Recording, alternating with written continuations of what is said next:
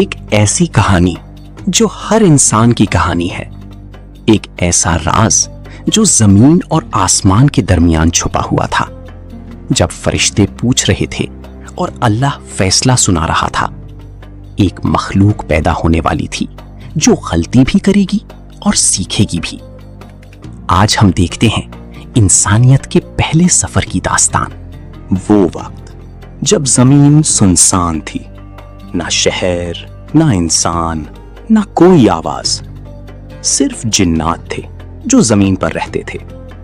فرشتے اللہ کی تسبیح میں مشغول تھے۔ تب اللہ تعالیٰ نے فرمایا، میں زمین پر اپنا خلیفہ بنانے والا ہوں۔ فرشتے حیران ہوئے۔ انہوں نے عرض کی، کیا آپ ایسی مخلوق پیدا کریں گے جو فساد کرے گی؟ مگر اللہ نے فرمایا، میں وہ جانتا ہوں جو تم نہیں جانتے۔ اللہ تعالیٰ نے مختلف قسم کی مٹی جمع کی۔ اس مٹی سے ایک جسم تیار کیا گیا۔ وہ جسم خاموش تھا، بے جان تھا، مگر اس میں ایک عظیم مقصد چھپا ہوا تھا۔ کچھ عرصہ وہ جسم ایسے ہی رہا۔ فرشتے اسے دیکھتے اور سوچتے تھے۔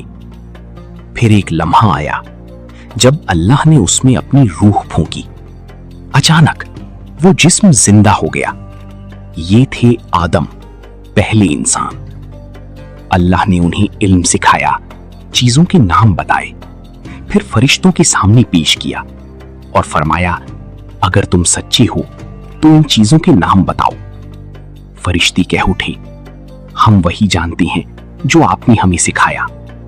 اس طرح آدم کی فضیلت ظاہر ہوئی۔ اللہ تعالیٰ نے حکم دیا، سب آدم کو سجدہ کرو۔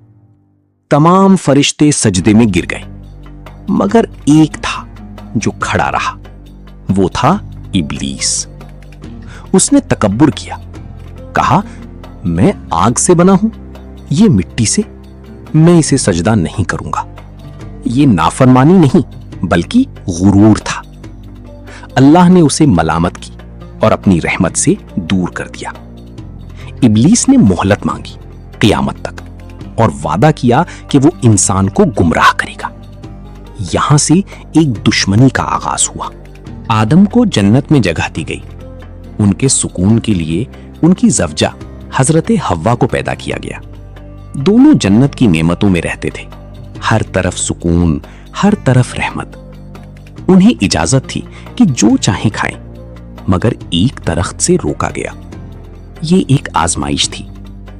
ابلیس نے موقع دیکھا۔ وہ دھیرے دھیرے ان کے پاس آیا، انہیں بہکایا، کہا، یہ درخت تمہیں ہمیشہ کی زندگی دے گا۔ آخر کار وہ لمحہ آیا جب انہوں نے اس درخت کا پھل چکھ لیا اور فوراً انہیں اپنی غلطی کا احساس ہوا۔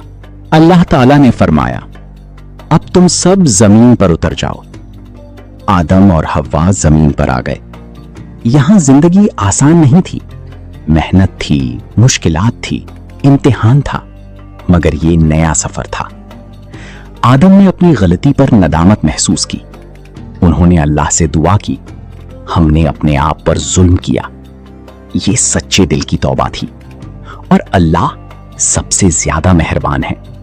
اس نے ان کی توبہ قبول فرما لی اور انہیں ہدایت دی کہ کیسے زندگی گزارنا ہے۔ یہ کہانی صرف تخلیق کی نہیں، رحمت کی بھی ہے۔ ایک غلطی ہوئی مگر معافی بھی ملی۔ یہ اللہ کی قدرت ہے کہ وہ سزا بھی دیتا ہے اور معاف بھی کرتا ہے۔ آدم کو زمین پر بھیجنا ایک نظام کا حصہ تھا۔ یہاں سے انسانی تاریخ کا سفر شروع ہوا اور ہدایت کا سلسلہ بھی۔ آج ہر انسان آدم کی اولاد ہے۔ ہم سب غلطی کرتے ہیں، مگر بہترین وہ ہے جو توبہ کرتا ہے۔ تکبر ابلیس کا راستہ ہے اور انکساری آدم کا راستہ۔ یہ کہانی ہمیں سکھاتی ہے کہ اللہ کی رحمت سے کبھی مایوس نہ ہو اور ہر حال میں سچائی اور توبہ کا راستہ اختیار کرو۔